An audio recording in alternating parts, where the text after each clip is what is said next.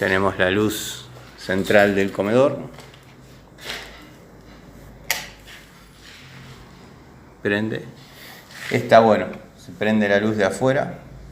Prende la luz de afuera. Y esta prende las luces de costado. Seguimos. Tenemos tomas de uso común. Toma de uso común. Toma de uso común. Toma de uso especial para microondas. Toma de uso común. Toma de uso común. Allá arriba tenemos un tomita de uso especial para el extractor.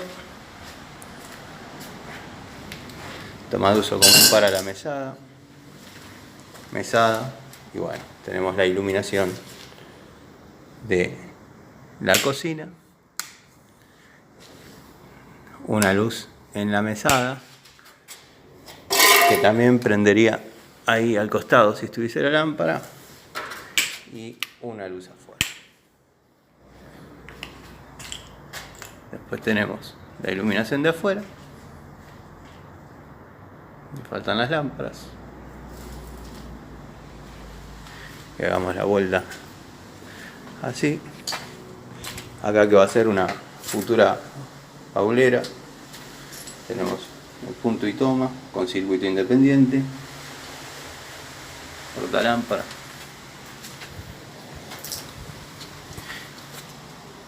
Tomita de uso común para la bordeadora, cortar el pasto del jardincito cuando sea un jardincito. Acá tenemos punto y toma. Yo sé que tendría que ser de intemperie, pero me mandaron esto. Esto se va a cambiar en estos días, que prende esa luz para cuando uno esté acá en la parrilla. Y tenemos una luz en la parrilla que prende de acá. Ahí. Como para mirar el asado. Así que bueno. Apagamos.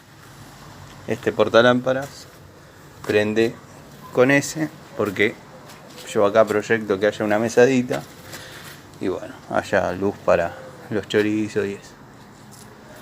Así que bueno, este